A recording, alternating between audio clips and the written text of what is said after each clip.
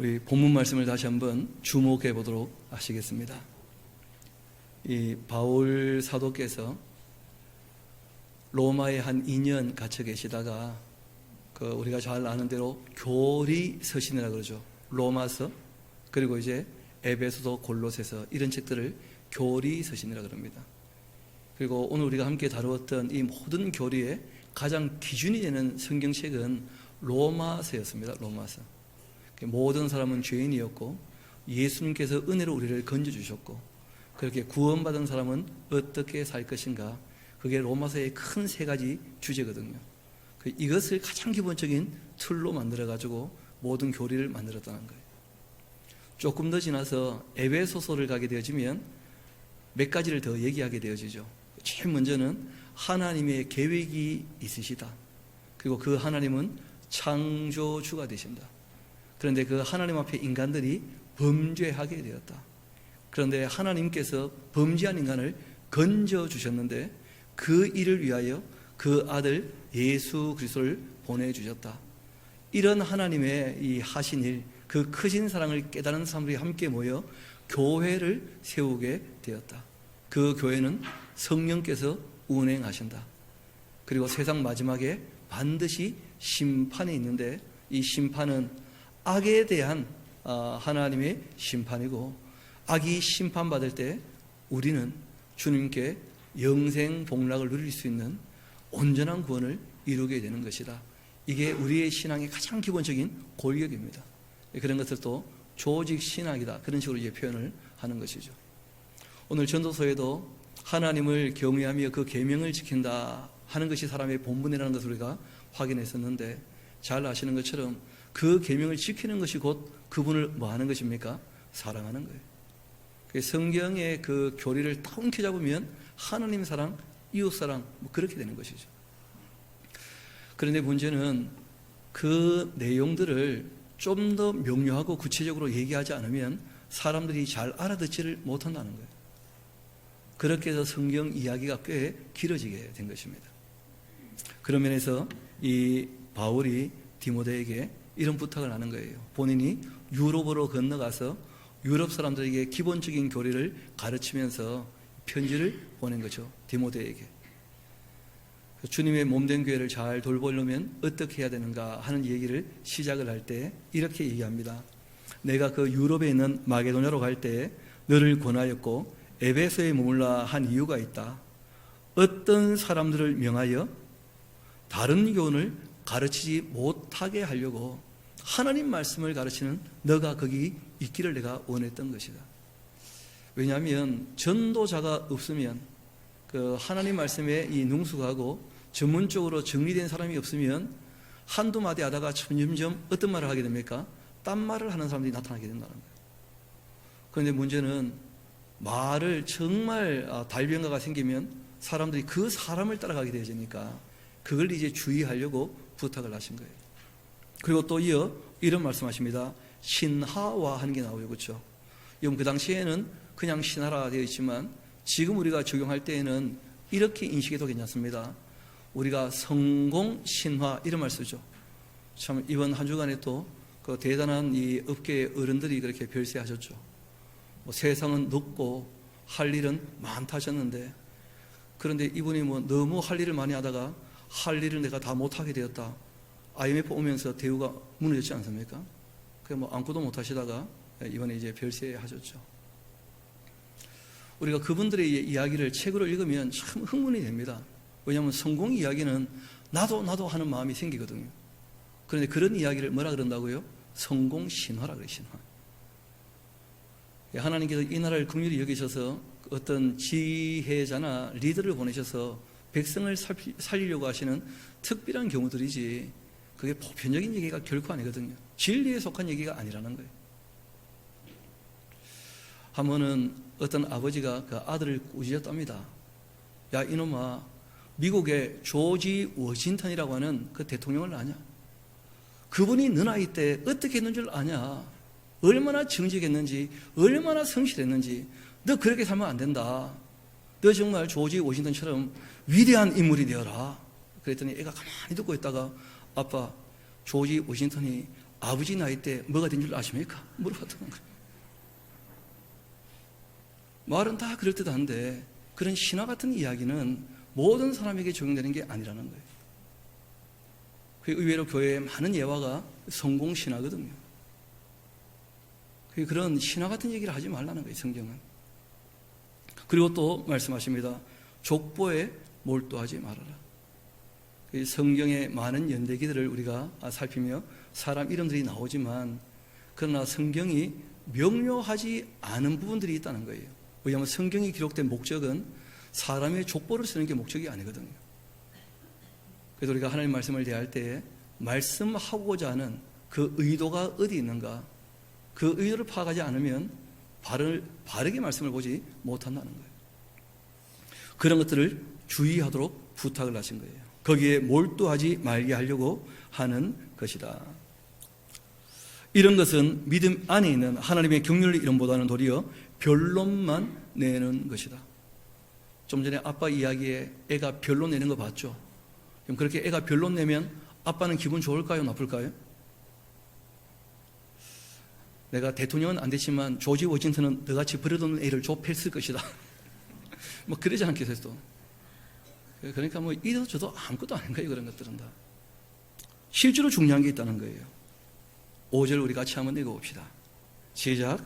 이 교훈의 목적은 청결한 마음과 선한 양심과 거짓이 없는 믿음에서 나오는 사랑이다.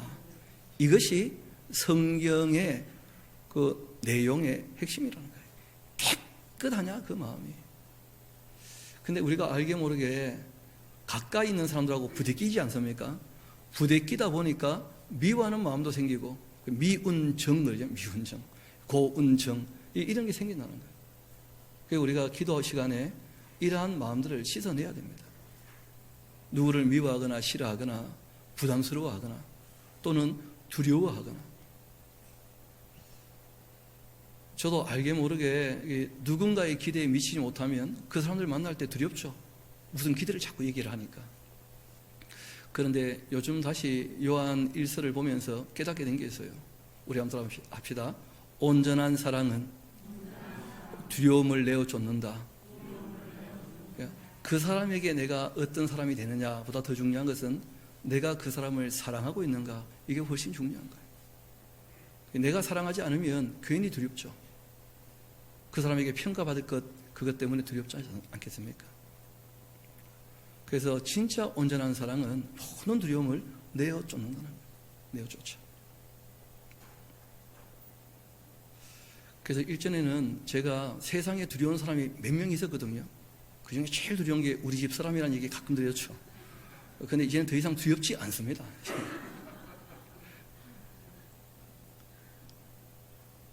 사랑하는 존재가 되어지면 주는 것이 받는 것보다 복이 있다 이런 말씀을 하셨는데 그렇게 되어지면 두려움은 사라진다. 그래서 성경이 우리에게 말씀하십니다. 그 마음이 정말 깨끗하냐. 사람을 대할 때 깨끗한 마음을 갖고 있는가. 그렇게 우리에게 말씀을 하십니다. 또 이어 말씀하시기를 양심이 정말 선해야 된다. 하나님이 선하시니까 우리의 양심이 하나님의 품성과 결탁되어져 있는가, 하나가 되어져 있는가, 이걸 늘 검증해 보라는 거예요. 왜냐하면 내가 옳다고 다 옳은 게 아니거든요.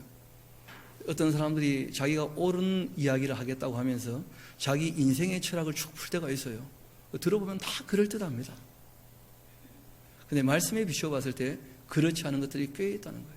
말씀에 비추어봤을 때 내가 중심이 되면 자기는 다 선하게 되고 말아요. 내가 중심이 아니라 하나님이 중심이니까 하나님의 선하심에 우리의 양심이 거기에 붙어 있는가, 이걸 늘 검증하라는 거예요. 그것 때문에 성경을 배운다는 거예요. 또 거짓이 없는 믿음에서 나오는 무엇이라고요? 사랑. 이걸 이 바울의 다른 표현을 하게 되지면 사랑으로 역사하는 믿음이다. 그런 식으로도 표현을 하시죠. 사랑으로 역사하는 믿음. 그게 진짜 믿음이라는 것이고. 그런데 사람들은 여기에서 벗어나서 자꾸 뭘 말한다는 거예요? 헛된 말을 한다는 거예요. 헛된 말을. 여기에서 벗어나서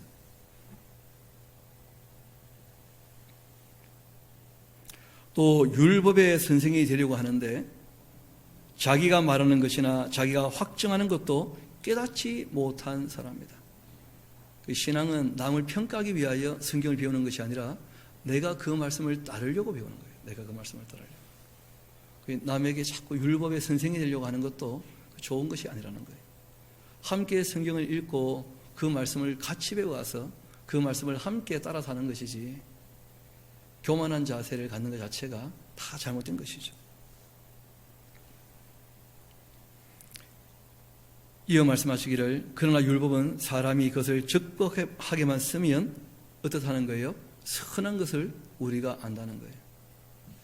그래서 하나님의 이 율례와 법도가 그러한 것처럼 오늘 우리가 지금 함께 다루고 있는 이 교리, 그러니까 이 진리를 지키는 울타리 같은 이 교리도 우리가 바르게만 활용하면 얼마든지 유익합니다. 그래서 오늘 이제 아침에 우리가 웨스트민스터 신앙 고백에 대한 내용들 같이 쭉 다루게 되었는데 오늘은 이것을 교육하기 위해서 2년쯤 지났을 때에 요리 문답, 요리를 어떻게 할 것인가 그런 게 아니고 그 어릴 때 저도 뭘 모르겠으니까 그런 식으로 이제 대체 무슨 말인지 요리가 교리의 이 말 그대로 원래 교리죠, 교리. 근데 이게 제일 앞에 나오니까 두음이 되어지니까 탈락이 아니고 탈락을 한 거예요, 기억이. 그래서 요리가 된 거예요, 요리가. 발음 쉽게 하려고. 소교리 문답, 원래 이렇게 해야 되는데, 그 발음이 어려워서, 소요리 문답. 바꿔 말하면, 문답의 형식을 빌려가지고, 우리의 믿는 가장 기본적인 이 이치에 대해서 정리하기 위하여 도와준 내용이라는 거예요. 알고 보면, 그 칼빈이라는 분도 그 본인이 스스로 교리 문답을 만든 게 있어요. 제네바 교리 문답이 있습니다. 그리고 또 앞선 선배들이 대부분 다 이 신앙 교육의 제일 좋은 방법 중에 하나가 뭐냐면 문답식이라는 거예요. 예수님도 종종 뭘 물어보시죠. 문답이라는 게 굉장히 이 교육에 효과가 있다는 거예요. 그래서 그런지 안 그런지 우리 한번 확인해 봅시다. 이 문답이 효과가 있는지 그렇지 않은지. 오늘 우리는 거꾸로 합시다. 예, 여기 좀 불 좀 꺼주시겠습니까? 이쪽 피아노 쪽에. 예, 여기도 꺼주시면. 이 할로겐 등도 좀 꺼주시겠습니까? 할로겐 등. 스포트 이렇게 되어 있을 겁니다. 죄송합니다. 글씨가 그렇게 잘 보이지는 않죠. 잘 보이시면 좋겠는데 혹시 뭐 그렇지 않다 할지라도 여러분들이 질문하면 제가 답을 하는 형식으로 같이 정리를 해나갑시다. 그럼 별로 어렵지 않겠죠. 웨스트민스터 소요리 문답인데 자, 첫 번째 이렇게 제가 하면 여러분이 한번 쭉 읽어주시면 좋겠습니다. 같이 읽기로 하죠. 시작. 사람의 제일 되는 목적이 무엇입니까? 이렇게 이제 물어보는 거예요. 그러면 학생들이 대답을 하는 거죠. 오늘은 선생님들 앞에 학생이 대답하겠습니다. 사람의 제일 되는 목적은 하나님을 영화롭게 하면서 영원토록 그를 즐거워하는 것입니다. 이걸 조금 달리 표현하게 되어지면 서로 사랑하는 것이죠. 그게 사람의 존재의 목적이에요. 두 번째, 하나님께서 무슨 규칙을 우리에게 주시어 어떻게 자기를 영화롭게 하고 즐거워야 할 것을 지시하셨는가? 하셨습니까? 하셨는가? 다 이 번역들이 가능해요. 왜냐하면 잘 아시는 것처럼 서양 사람들은 존댓말, 반말 이런 게 없거든요. 그래서 참 이 번역이 쉽지 않아요. 하나님께서 우리에게 주신 중요한 규칙이 있다는 거예요. 그 말씀을 따르는 것이 사랑이고 하나님께 영광이 되는 거예요. 그러니까 우리가 뭐 주님께 영광 돌린다 하는데 어떻게 영광을 돌리느냐? 교리는 명료하게 얘기해요. 신구약 성경에 기재된 그 하나님의 말씀, 이 말씀은 어떻게 우리가 하나님을 영화롭게 하고 즐거워할 것을 지시하고 있는 뭐라는 거예요? 유일한 규칙이라는 거예요. 그러니까 우리가 그 말씀을 배우는 것, 그 성경이 종종 얘기하죠. 하나님을 아는 것을 하나님이 기뻐하신다는 거예요. 그리고 그 말씀을 따르는 것으로 하나님께서 즐거워하신다는 거예요. 그것 이외에는 하나님께 영광 돌리는 특별한 방법이 없습니다. 교리를 공부하지 않으면 전혀 엉뚱한 데서 영광을 찾는 것이죠. 세 번째, 성경이 제일 요긴하게 교훈하는 것은 무엇입니까? 성경이 제일 요긴하게 교훈하는 것은 사람이 하나님에 대하여 어떻게 믿을 것과 하나님께서 사람에게 무엇을 요구하시는가, 이것을 바르게 아는 거예요. 달리 표현하면 하나님이 어떤 분이신가, 제일 처음에는 하나님이 정말 계시는가, 그리고 하나님은 어떤 분이신가, 그 하나님은 무슨 일을 하셨는가, 그 하신 일이 나에게 어떤 의미가 있는가, 그리고 그분은 앞으로 무슨 일을 정말 하시려는 계획을 갖고 계시는가, 그 일을 왜 우리에게 미리 말씀하셨는가, 그리고 우리에게 무엇을 하기를 원하시는가, 이런 것이 우리가 성경을 공부하는 이유와 목적 중에 아주 중요한 목적이라는 거예요.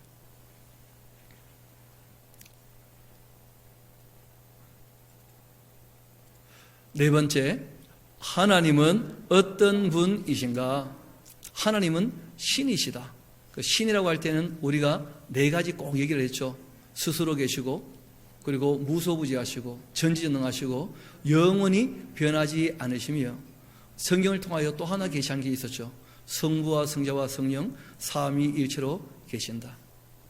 그의 그 존재하심과 지혜와 권능과 거룩하심과 공의와 인자심과 진실하심이 무한하고 무궁하며 완전한 존재이기 때문에, 절대자이기 때문에 변하지 않으시는 분이라는 거예요.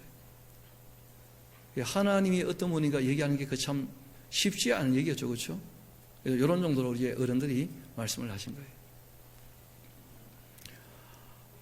성경에 게시된 이 하나님, 이 한 분밖에 또 다른 신이 있는가? 죄송합니다. 제가 얘기해놓고 깜빡해가지고 다섯 번째, 시작. 하나님 한 분밖에 또 다른 하나님이 계시는가? 하나님은 성경에 게시된 유일하신 분이셔요.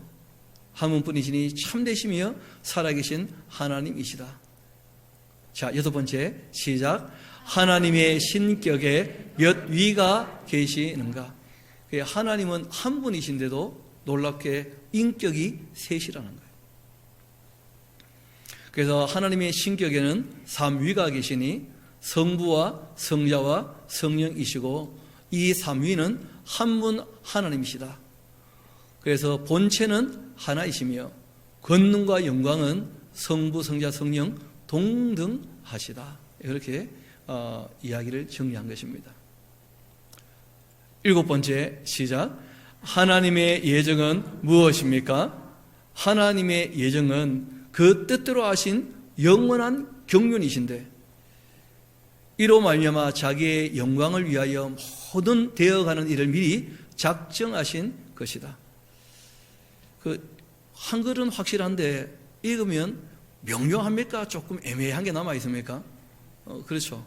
왜냐하면 이 예정은 하나님의 계획이기 때문에 영원하신 하나님에 대한 이 계획은 우리가 명료하게 다 알지는 못한다는 거예요. 이런 것은 이제 믿음의 고백 같은 것인데, 하나님 계획하신 것은 그대로 다 이루어질 것이고 또 이루어져 왔고, 그리고 그 계획에는 옳지 않은 것이 없다는 거예요. 하나님의 계획은. 그런 것을 우리가 이제 신뢰할 수가 있는 것이죠. 그래서 하나님의 예정은 달리 표현하면 하나님께서 우주 만물을 창조하시기 전에 하나님께서 모든 것을 다 어떻게 하셨다는 거예요? 계획하셨다는 거예요. 우리와 관계된 것은 천국을 다 만드시는 것이었죠. 자, 여덟 번째, 시작. 하나님께서 그 예정을 어떻게 이루어 가시는가?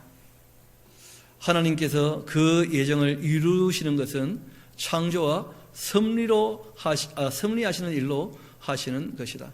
하나님께서 예정하신 대로 뭘 하셨다는 거예요? 창조하셨고, 예정하신 대로 어떻게 하신 거예요? 다스려 가시고, 예정하신 대로 끝을 내신다는 거예요.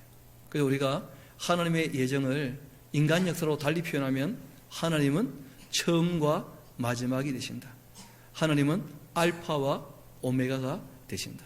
하나님은 시작이시며 끝이시다. 그래서 우리가 끝을 다 알 수 있는 이유가 무엇 때문입니까? 하나님이 예정하셨기 때문에, 그 끝에 대하여 미리 말씀하셨기 때문에 우리가 끝난다는 것을 다 고백할 수 있다는 거예요. 그러면 그 하나님께서 그 9번째죠. 같이 읽어봅시다. 시작. 창조하신 일이 무엇입니까? 하나님께서는 그 창조하신 것이 엿새 동안에 아무것도 없는 중에서 그 권능의 말씀으로 만물을 지으신 일인데, 하나님께서 이렇게 창조하실 때 어떻게 하셨다는 거예요? 매우 좋아하셨다는 거예요. 하나님께서. 그래서 우리가 하나님의 창조를 얘기할 때는 꼭 세 가지를 기억하셔야 됩니다. 제일 첫 번째는 이 물리 세계라고 하는 것은 영적인 세계하고 작동하는 방식이 좀 다릅니다. 그래서 이 물리 세계가 없었었는데 무에서 전능하신 하나님이 있게 하셨다는 거예요. 그래서 무에서 유로의 창조, 이렇게 우리가 얘기를 합니다. 하나님이시니까 그렇게 하신 것이죠. 물리 세계가 없었는데 우리가 지금 경험하는 이 물리 법칙이 작동하는 세계가 있게 되었다는 거예요.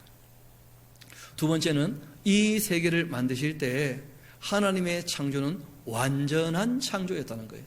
그러니까 죄가 유입이 되지 않았다면 어떻게 될지 모르는 것이죠.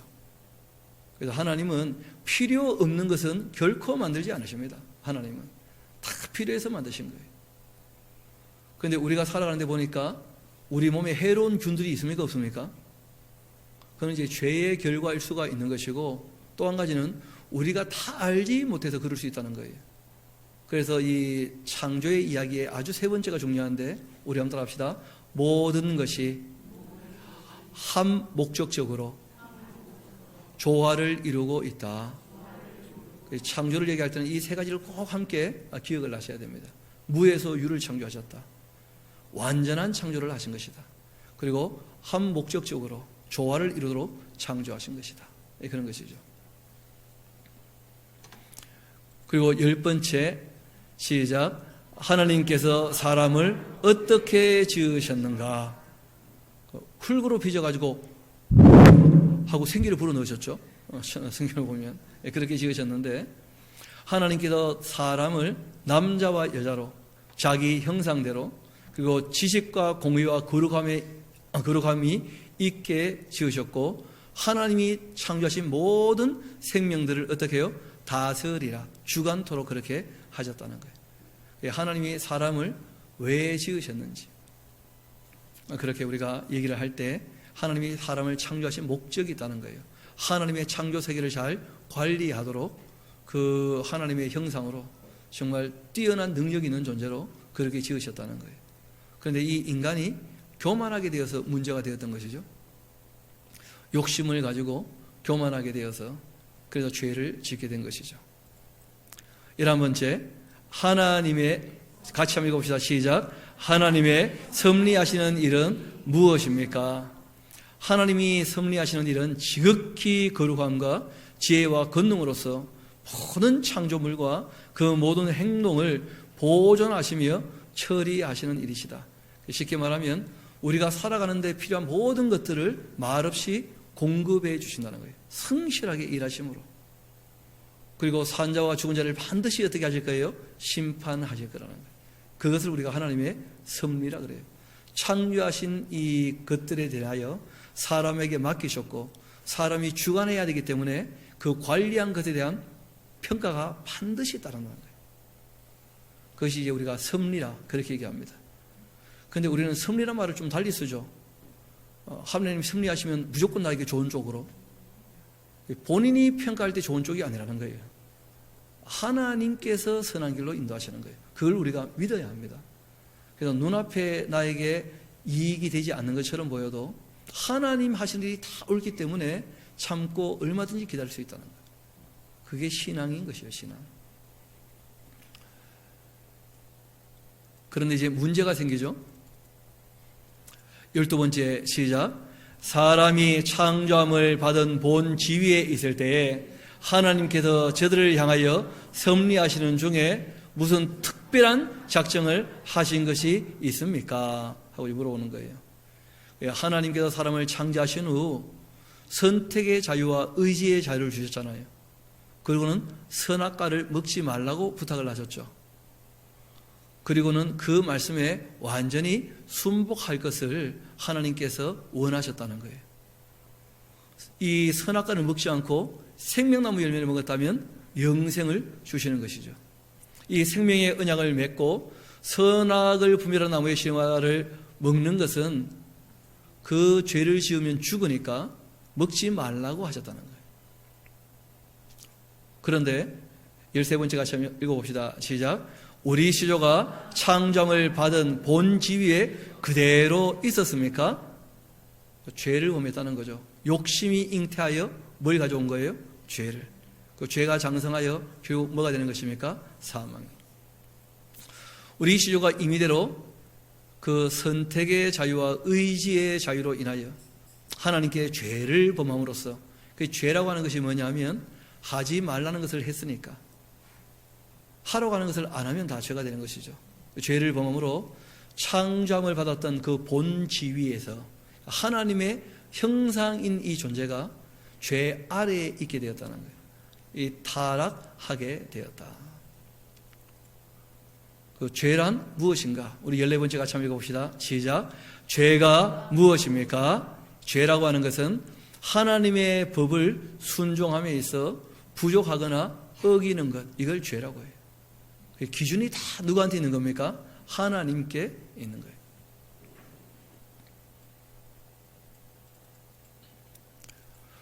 열다섯 번째 같이 한번 읽어봅시다. 시작. 우리 시조가 창조함을 받은 본 지위에서 타락하게 된 죄가 무엇입니까? 우리가 너무 잘 아는 이야기죠. 우리 시조가 창조함을 받은 본 지위에서 타락하게 된 죄는 그 금하신 실과 생명나무 열매와 함께 선악을 아는 나무 열매가 있었는데 그 선악과를 먹었다는 거예요. 먹었던 이유가 더 큰 문제죠. 하나님처럼 되고 싶은 무엇 때문이었다는 거예요? 욕심. 그런데 그 뒤에 더 큰 문제가 있었다는 거예요. 뒤에서 미혹하는 실체가 있었어요. 악령이.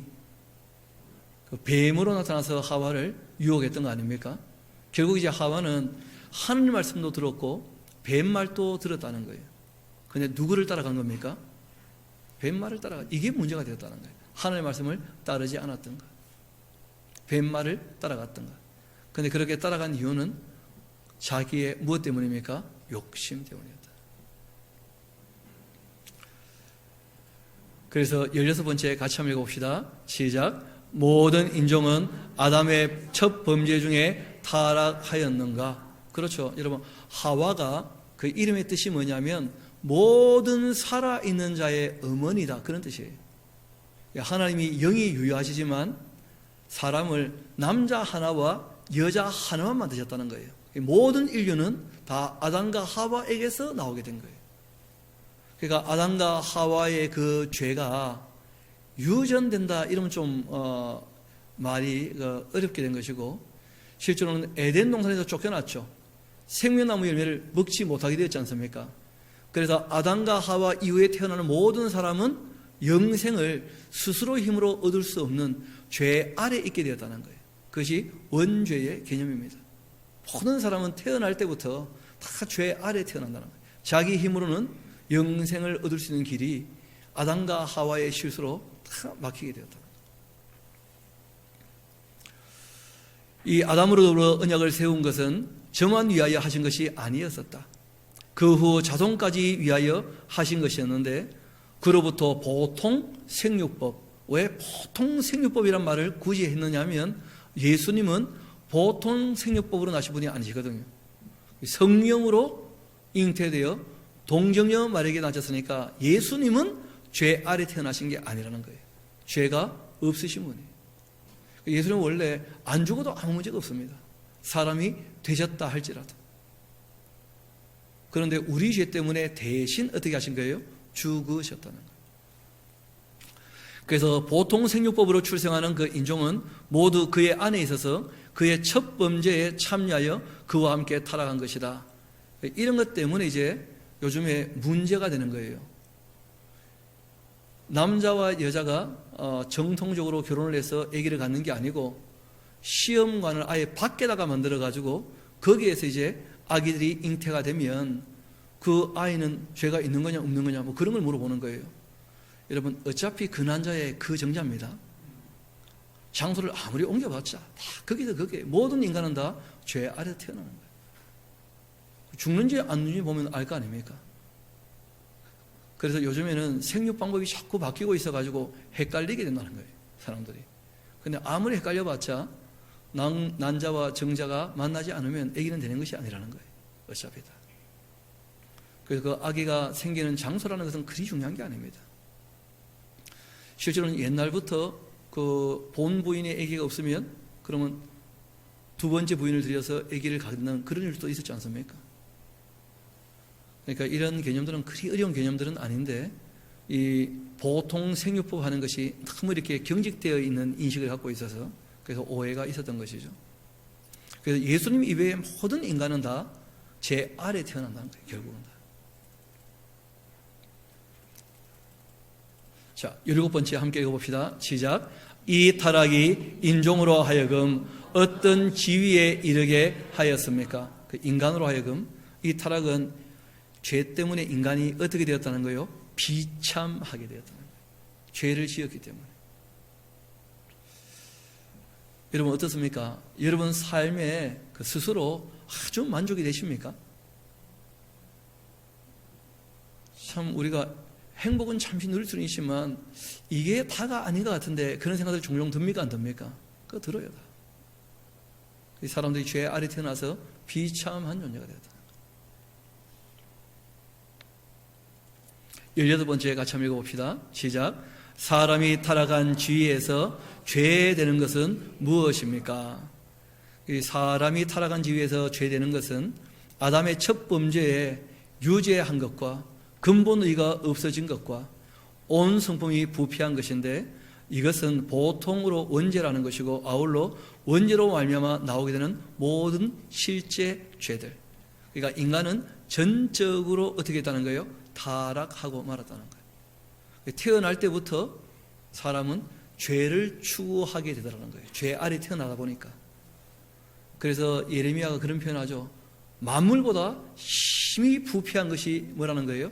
사람의 마음이더라. 이런 얘기를 하는 거예요. 부패했다라고 할 때는 크게 두 가지가 꼭 우리에게 기억으로 남아야 됩니다. 하나는 뭐냐면 교만이에요. 자기가 스스로 주인 되고자 하는 것. 두 번째는 욕심인 것이에요. 욕심. 그래서 우상 숭배로 흘러가는 것. 뭐 그런 것이죠. 19번째, 사람이 타락한 지위에서 비참한 것은 무엇입니까? 우리 답을 같이 한번 읽어봅시다. 시작. 모든 인종이 타락함을 인하여 하나님과 교제가 끊어지고 또 그의 진노와 저주 아래에 있어서 생전에 모든 비참함과 사망과 영원한 지옥의 벌을 받게 되었습니다. 이 사람이 타락하면서 에덴에서 쫓겨나자 비참하게 되었다는 것이 뭐냐면 이 땅이 저주받음으로 말미암아 또 은혜를 베푸셨는데 죄악의 관영에서 노아 시대 때는 멸망함으로 말미암아 이 땅에 고난이 들어왔다는 거예요. 심각한 고통이. 그래서 사람이 하나님과 관계를 맺지도 않고 맺지도 못하고 하나님의 뜻을 따르지도 않고 그 진노와 저주 아래서 이 땅에서 거의 하나님을 모르면 세상이 어떻게 보이느냐. 그 석가모니가 잘 보신 거죠. 생로병사. 결국은 사람이 태어나봤자 늙어 병들어 죽는 것이 인생일 수밖에 없다는 거예요. 하나님을 모르면 인생은 그렇게밖에 안 보입니다. 고통의 연속이라는 거예요. 고통의 연속. 그것이 인생이 될 수밖에 없었다는 거예요.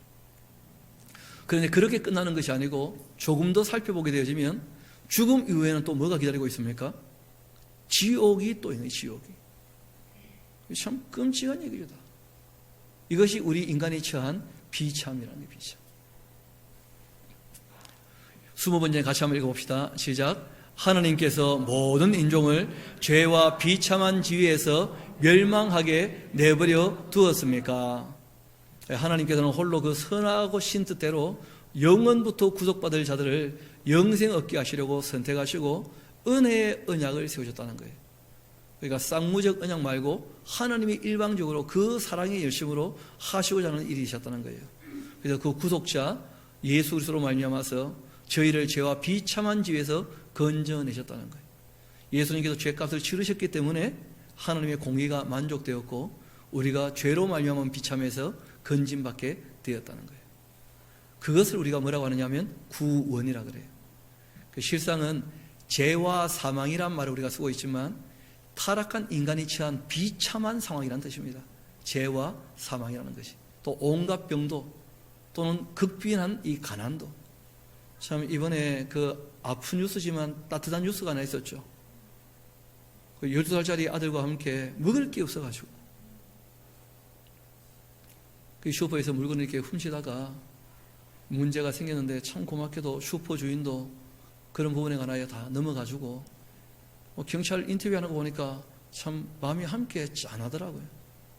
요즘 누가 굶어요 하면서 눈물 흘리시는데 참 그러고 난 다음에 이번 한 주간 계속 그분 이렇게 생활용품 주시라 하면서 슈퍼로 참 많은 온정이 다가왔다 그래요. 그런 삶이 있다는 것이 참 마음 아프지만 또 그래서 사람들의 따뜻함이 드러나게 된 것은 참 감사한 일이지 않겠어요? 사람이 비참할 수 있다는 게 비참해. 그런데도 다 구원해 주신다는 것이죠. 21문제 같이 한번 읽어봅시다. 시작. 하나님의 선택하신 자의 구속자가 누구이십니까? 하나님께서 하나님의 그 구속자는 다만 선택하신 예수 그리스도 뿐이라는 거예요. 이런 그래서 종교 혼합주의 용납할 수 없습니다. 구원자가 많을 수 없다는 거예요. 아버지 하나님께서 독생자를 보내셨다는 거예요. 독생자. 한 분밖에 없습니다. 예수 그리스도.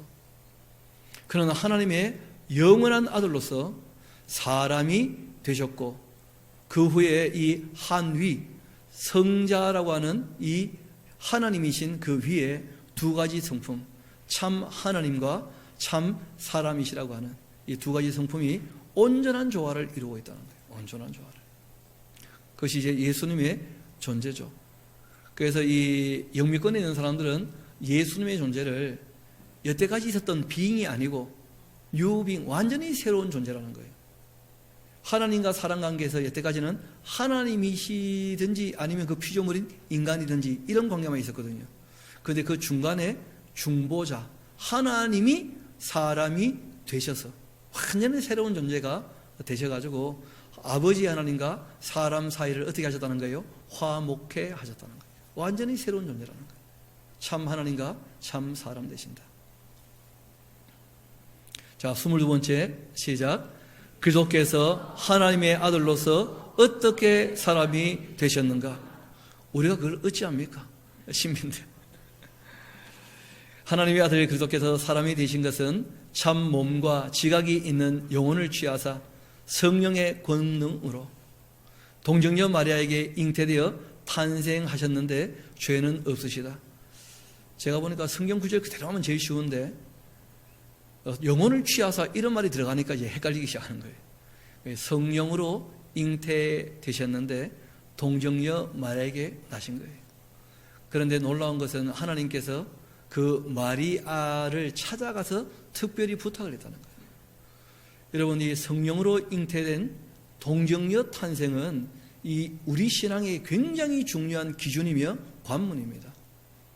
여러분, 의외로 많은 이 신학자들이 자기들이 과학을 좀 공부하고 난 다음부터는 성령으로 잉태된다는 것은 과학적으로 불가능하다는 거예요.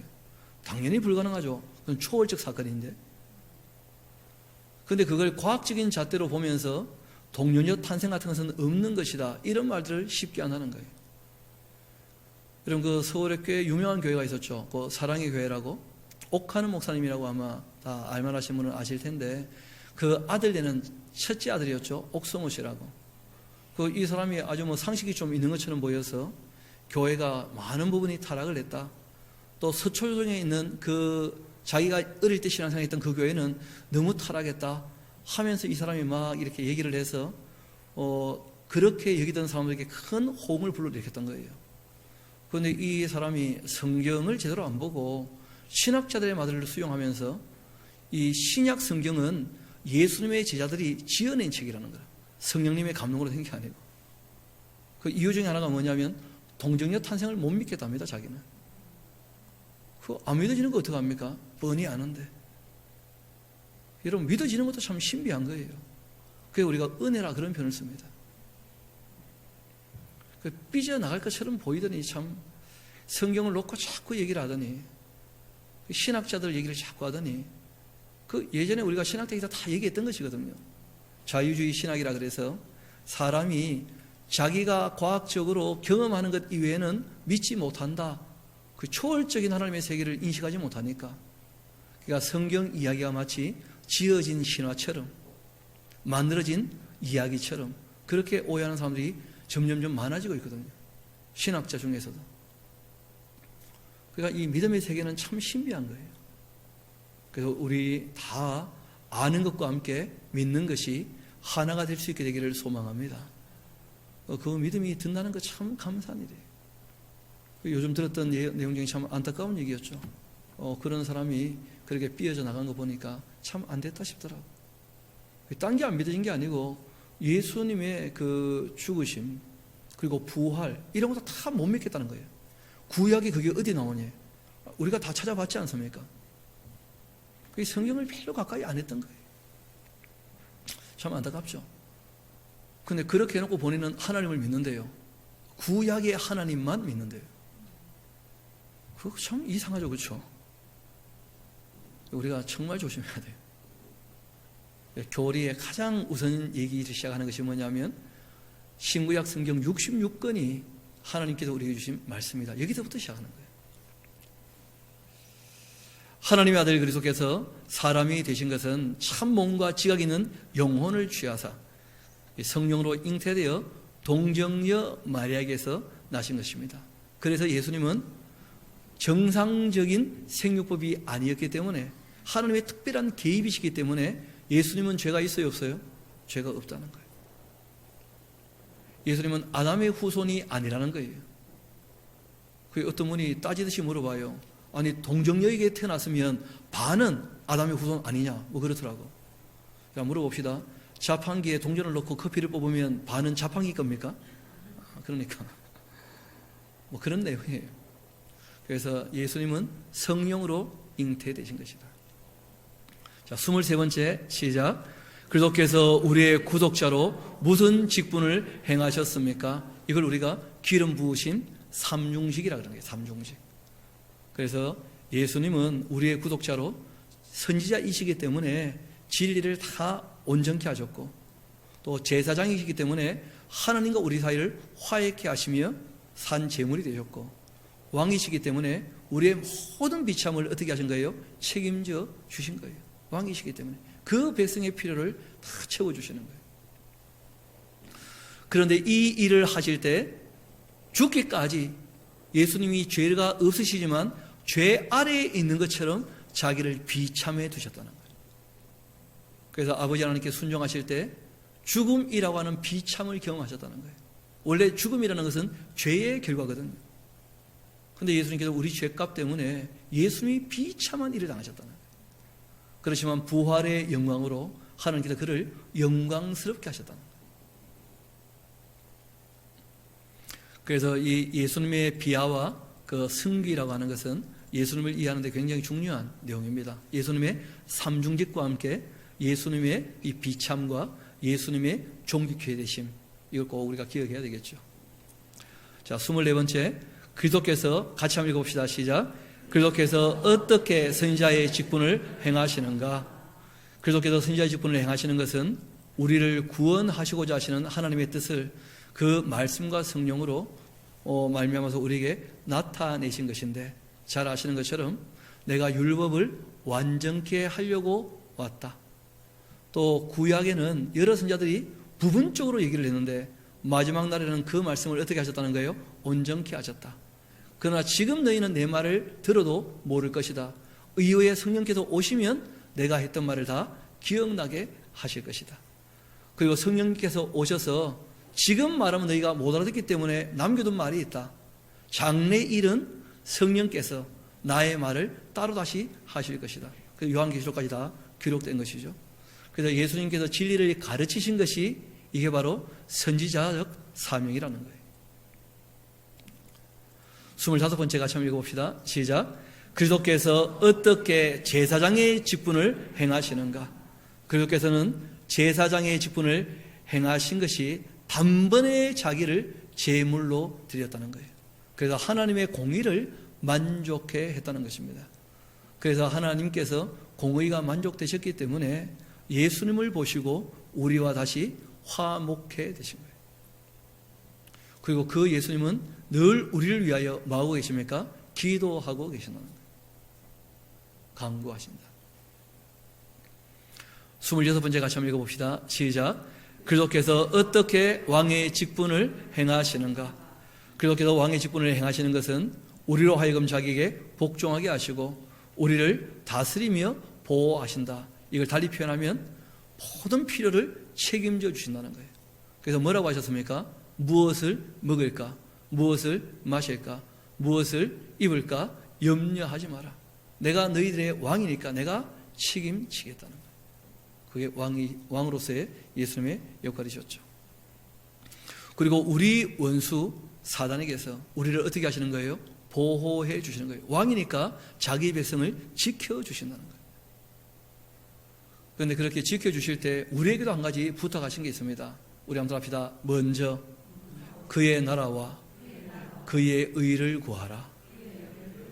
그러니까 너희가 정말 하나님 나라의 백성이라면 그 나라의 의를 위해 살아가야 돼. 그러니까 하나님 나라 백성인데 자기 의를 위해 살아간다.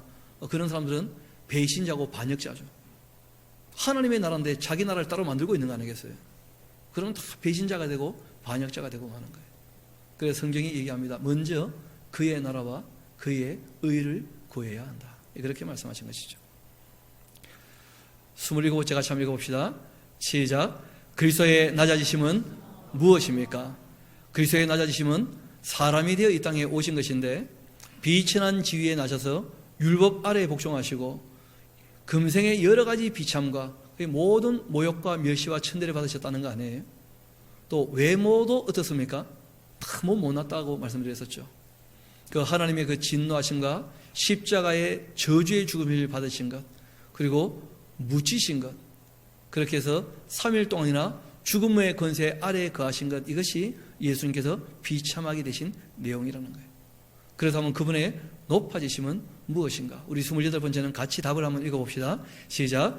그리스도의 높아지심은 사흘 만에 죽은 가운데서 살아나신 것과 하늘에 올라가신 것과 하나님 아버지 우편에 앉아 계신 것과 마지막 날에 세상을 심판하러 오시는 것이다. 실제로는 예수님의 지위를 회복하신 것이죠. 원래 예수님의 모습이 그러하시거든요. 그리고 그 아버지께서 자기의 나라를 아들에게 맡기기도 하시고 그리고 심판하실 수 있도록 권한을 넘겨주셨다는 거예요. 그래서 예수님은 구세주이시면서 뭐라는 거예요? 심판주가 되신다. 그렇게 하는 거예요. 예수님이 정말 높아지시기를 원합니다. 우리의 삶 가운데 우리 예수님이 높아지시기를 원합니다. 그래서 우리가 정말 예수님을 우리 주인으로 믿고 그 말씀을 따라야 되겠죠. 우리 예수님 높아지셨으니까 오늘은 여기까지 우리 정리하도록 하시겠습니다.